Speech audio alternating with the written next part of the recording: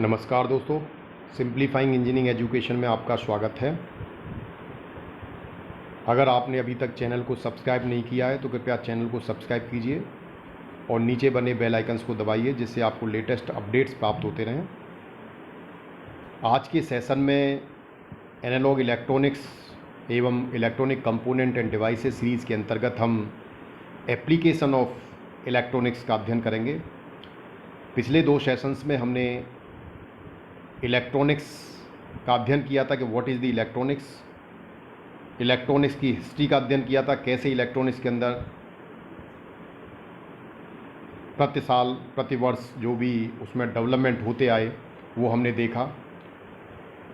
उसके बाद evolution of transistors IC का अध्ययन किया। आज हम ट्रांजिस्टर की एप्लीकेशंस का अध्ययन करेंगे। Then application of electronics and brief introduction of electronic components. आज के सेशन में हम इलेक्ट्रॉनिक्स की एप्लीकेशंस का अध्ययन करेंगे। दोस्तों, अगर आपने अभी तक चैनल को सब्सक्राइब नहीं किया है तो कृपया चैनल को सब्सक्राइब कीजिए, नीचे बने बेल आइकन्स को दबाइए जिससे आपको लेटेस्ट अपडेट्स प्राप्त होते रहें। और अगर आपको वीडियो पसंद आता है तो कृपया इसे शेयर करें, कमेंट्स करें, लाइक करें। तो application of electronic in different fields में जैसा कि हमने कहा कि इलेक्ट्रॉनिक्स एक इतना महत्वपूर्ण विषय है जिसमें हमारे जीवन के अंदर हम जो भी कुछ गैजेट्स प्रयोग कर रहे हैं आज की हमारी लाइफ में, शायद ही कोई ऐसी चीज़ हो जो इलेक्ट्रॉनिक्स से अछूती हो, जो इलेक्ट्रॉनिक्स जिसमें यूज़ ना हो। तो सबसे पहला जो फील्ड है इलेक्ट्रॉनिक्स का वो है communication. It has big role in communication. Electronics का कम्युनिकेशन के क्षेत्र में बहुत बड़ा रोल है। Earlier days it is done by telephone and telegraphy, but nowadays the informations can be received by radio and TV. यानी कि पहले हम देखें पुराने समय में तो हम कम्युनिकेशन के लिए टेलीफोन या टेलीग्राफ का यूज करते थे, जिसमें वॉइस कम्युनिकेशन के लिए टेलीफोन और डेटा या टेक्स्ट को भेजने के लिए हम टेलीग्राफ या टेलीग्राम का प्रयोग करते थे। लेकिन आज इलेक्ट्रॉनिक्स के इतने वास्ट डेवलपमेंट के कारण हम इसे इलेक्ट्रॉनिक्स को कम्युनिकेशन में यूज करते हैं, जिसमें हमारे पास टेलीविज़न है, रेडियो है, इसके साथ साथ कंप्यूटर्स हैं जिसमें हम पूरा whole world are connected with each other by the help of computer और इंटरनेट। वायरलेस कम्युनिकेशन, जो जैसा कि आप मोबाइल फ़ोन्स आप यूज़ करते हैं, it is one type of wireless communication जिसमें हम एक दूसरे से बात कर सकते हैं लॉन्ग डिस्टेंस तक। It's improving with the help of optical fibre. और आजकल आप देखें, आपको सुना होगा आपने कि ऑप्टिकल फाइबर का प्रयोग कम्युनिकेशन में हो रहा है। ऑप्टिकल फाइबर केबल्स, जहाँ पर आप जहाँ भी ब्रॉडबैंड कनेक्शन या टेलीफोन लाइंस आप यूज़ करते हो, सब में ऑप्टिकल फाइबर केबल्स आजकल डाली जा रही हैं। The advantage of the optical fiber communication is कि सिंगल चैनल पर हम बहुत सारे an number of users can connect with a single wire और single optical fiber. This is the advantage of the optical fiber. तो communication के क्षेत्र में इलेक्ट्रॉनिक्स का बहुत ही महत्वपूर्ण योगदान है। सेकेंड जो फील्ड है दैट इज़ एंटरटेनमेंट। एंटरटेनमेंट, अपने मनोरंजन के लिए भी हम इलेक्ट्रॉनिक्स का प्रयोग करते हैं, जैसे कि टीवी है, टेलीविज़न के अंदर आप मनोरंजन के लिए यूज करते हैं, डिफरेंट तरह के प्रोग्राम्स आप उसमें देखते हैं। वीसीआर है, टेप रिकॉर्डर है, CD DVD player, these are the different devices which is used for the entertainment. With the help of internet we can get endless knowledge through it. इसके साथ साथ हम इंटरनेट भी कंप्यूटर पर use करते हैं। Computer is also electronic gadgets, electronic device हैं जिसमें हम इंटरनेट का प्रयोग करते हैं, और इंटरनेट के माध्यम से आप पूरे कंप्लीट होल वर्ल्ड से कनेक्ट रहते हैं, और कोई भी कुछ भी आप चीज़ जो चाहते हैं आप इंटरनेट से आपको वो चीज़ प्राप्त हो जाती है। तो it has the endless knowledge through the internet. Third जो फील्ड है जिसमें हम इलेक्ट्रॉनिक्स यूज करते हैं that is medical science. It has played a dominant role in the field of medical science to diagnose the disease. पुराने समय में जब हमारे पास टेक्नोलॉजी उतनी नहीं थी तो उस समय पर डिजीज़ को डायग्नोज करना बहुत मुश्किल होता था, डायग्नोज नहीं कर पाते थे। अगर हम डिजीज़ को डायग्नोज नहीं कर पाते तो ट्रीटमेंट भी प्रॉपर नहीं दे सकते। अगर डिजीज़ को हमने डायग्नोज कर लिया और हमें ये पता लग गया कि समस्या कहाँ पर है, तो definitely we will give the solutions of that problems. तो अगर हमें समस्या पता लग जाए तो हम सॉल्यूशंस भी उसका निकाल लेते हैं। तो मेडिकल लाइन में इलेक्ट्रॉनिक इंस्ट्रूमेंट का जो प्रयोग है वो डायग्नोज करने के लिए प्रयोग हो रहा है, किसी भी बीमारी का पता लगाने के लिए यूज होता है, जिसमें कि हमारे पास डिफरेंट तरह की मशीनें हैं, जैसे इलेक्ट्रोकार्डियोग्राम जिसे हम बोलते हैं ईसीजी, जो बॉडी में जो आपका ऑर्गन्स है, हार्ट, दिल, उस हार्ट के फंक्शनिंग को देखने के लिए तो ये ईसीजी एक कार्डियोग्राम है जो आपके हार्ट की फंक्शनिंग को एक ग्राफिकल रूप में आपको शो करता है। तो उससे हम हार्ट की फंक्शनिंग को पता कर लेते हैं कि हमारा हार्ट जो है प्रॉपर काम कर रहा है नहीं कर रहा है। इसके साथ साथ एक्सरे का नाम आपने सुना होगा। एक्सरे के द्वारा बॉडी के अंदर के जो पार्ट्स हैं, बोन्स हैं, उनमें अगर कोई फ्रैक्चर होता है, कोई प्रॉब्लम होती है, तो हम एक्सरे के माध्यम से बॉडी के इंटरनल पार्ट्स की इमेजेस लेते हैं, जिसके माध्यम से हम डायग्नोज करते हैं कि अंदर बॉडी के क्या प्रॉब्लम है। इसके साथ साथ सीटी स्कैन या कैट आपने सुना होगा, जिसे बोलते हैं कंप्यूटराइज्ड एरियल टोमोग्राफी, जिसके द्वारा ब्रेन का स्कैन किया जाता है और ब्रेन के अंदर अगर कोई फंक्शनिंग प्रॉपर नहीं है, ब्रेन में कोई प्रॉब्लम है, तो वो सीटी स्कैन के माध्यम से हमें पता लगती है। इसके साथ साथ टीएमटी है, जिसे हम बोलते हैं ट्रेडमिल टेस्ट। इसके माध्यम से हम ईसीजी के सेकंड स्टेज जो टीएमटी होती है, जिसमें हार्ट की फंक्शनिंग, हार्ट की स्ट्रेंथ को पता करते हैं। हार्ट की फंक्शनिंग तो हमें पता लग गया कि हार्ट हमारा प्रॉपर काम कर रहा है, वो ईसीजी के माध्यम से पता लग गया, लेकिन हार्ट कितना मजबूत है, कितना स्ट्रॉन्ग है, इस चीज़ को देखने के लिए हम टीएमटी जो ट्रेडमिल टेस्ट है वो परफॉर्म करते हैं, उससे डायग्नोज करते हैं। देन लेज़र का जो प्रयोग है वो सर्जरी में आजकल बहुत यूज हो रहा है। किडनी में स्टोन है, गाल ब्लेडर में स्टोन है, तो कहीं पर बॉडी के अंदर पार्ट में कोई स्टोन है या कोई और कुछ प्रॉब्लम है तो उसकी सर्जरी करनी है, तो लेज़र के माध्यम से सर्जरी करते हैं। अल्ट्रासाउंड है, अल्ट्रासाउंड के माध्यम से भी आप बॉडी के इंटरनल पार्ट की इमेज लेके हम जो भी डायग्नोज करते हैं। So this is the use of the electronics in different field of medical science. Then industry, all the machines in industries are controlled by computer. आजकल इंडस्ट्रीज़ के अंदर इलेक्ट्रॉनिक्स का बहुत यूज़ हो रहा है। सारी मशीनें जो है कंप्यूटर के द्वारा कंट्रोल्ड हैं।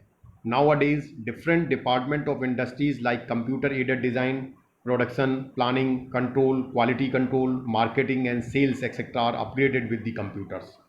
इलेक्ट्रॉनिक्स के डेवलपमेंट के कारण इंडस्ट्री सारी ऑटोमेटेड हो गई हैं। उनके अंदर जो डिफरेंट डिपार्टमेंट्स हैं वो कंप्यूटर का प्रयोग करते हुए अपनी प्रोडक्शन की प्लानिंग है, इन्वेंट्री का कंट्रोल है, क्वालिटी कंट्रोल है, मार्केटिंग है, सेल्स स्ट्रेटेजी है, वो सारी चीज़ें कंप्यूटर के माध्यम से वो उनको प्रयोग करते हैं, तो उन्हें और ज़्यादा बेटर रिजल्ट्स मिलते हैं, एक्यूरेसी मिलती है। तो automation is being done with the help of programmable logic control. तो कंपनियों के अंदर जितनी भी मशीनें हैं उनको हमने पीएलसी के द्वारा ऑटोमेटेड कर दिया है, यानी अब वो मैनुअली ऑपरेट नहीं होती, वो कंप्यूटर के द्वारा कंट्रोल्ड होती हैं, तो वो पीएलसी बेस्ड मशीनें यूज़ हो रही हैं। तो इंडस्ट्री के अंदर काफ़ी यूज़ हो रहा है इलेक्ट्रॉनिक्स का। Then instrumentation, electronic instrument are use to measure different physical quantities. Instrumentation में हम कहाँ यूज करते हैं, क्योंकि जो भी इलेक्ट्रॉनिक इंस्ट्रूमेंट है वो डिफरेंट क्वांटिटीज़ को मेज़र करने के लिए प्रयोग होते हैं। जैसे टेम्परेचर है, तो टेम्परेचर को आपको मेज़र करना है तो एक इलेक्ट्रॉनिक गैजेट आप यूज करेंगे।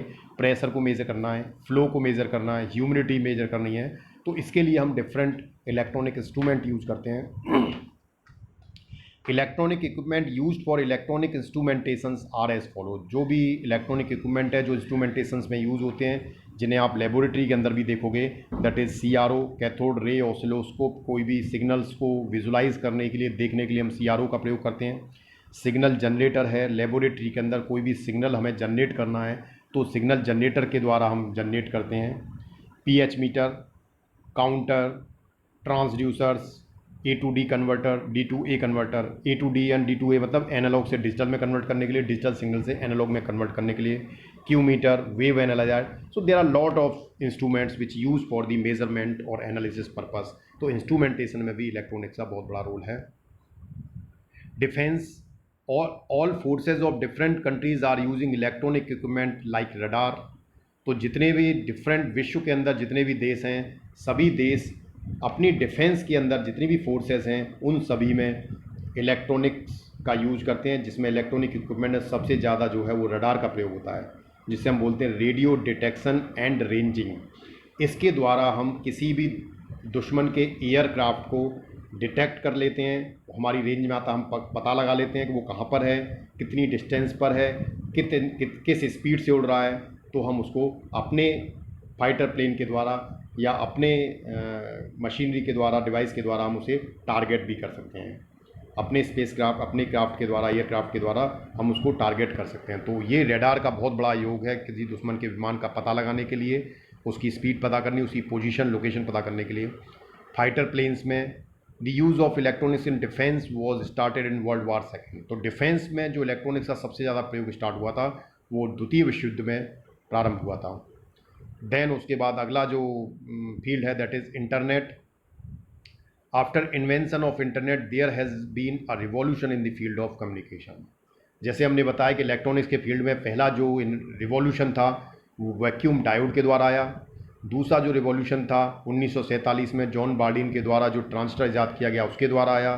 देन 1960 में तीसरा रिवॉल्यूशन जब इंटीग्रेटेड सर्किट्स बनना स्टार्ट हुए तो वो आया। और चौथा जो रिवॉल्यूशन है this is by the internet.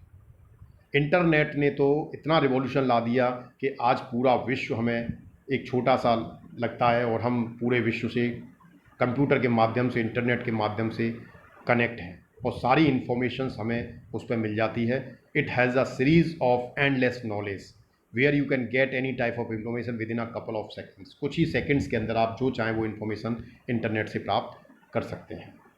इसके अलावा बहुत सारे ऐसे फील्ड्स हैं, मिसलेनियस फील्ड्स हैं जिसमें इलेक्ट्रॉनिक्स का हम यूज़ करते हैं, जैसे वेदर फोरकास्ट, मौसम की जानकारी के लिए, पूर्वानुमान करने के लिए कि मौसम आगे आने वाले 2 घंटे में, 2 दिन में, 5 दिन में या 1 हफ्ते में क्या होने वाला है। अगर हम पहले मौसम का फोरकास्ट कर लेंगे तो हम अपनी स्ट्रेटेजी, अगर कोई ऐसी भी प्राकृतिक आपदा आने वाली है तो उससे हम अपना बचाव कर सकें। डिस्कवरी ऑफ स्पेस, स्पेस की डिस्कवरी के लिए, discovery of new planets, remote sensing, flood controls, loss estimation and to find the level of sea. ये डिफरेंट मिसलेनियस यूज़ हैं जिसमें हम इलेक्ट्रॉनिक्स का प्रयोग करते हैं। उसके बाद दोस्तों हम देखते हैं इलेक्ट्रॉनिक डिवाइसेस हम कौन कौन से यूज़ करते हैं।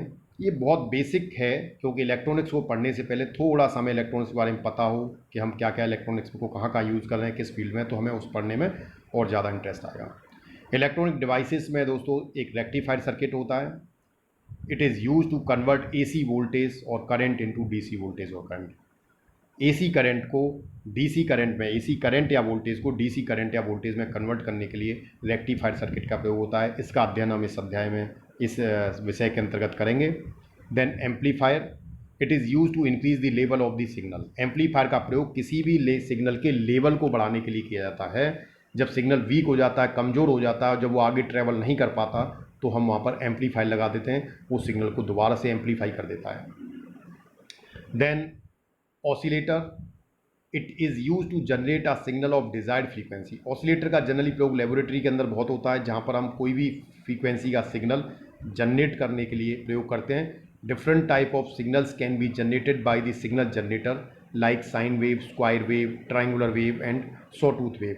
किसी भी तरह का हम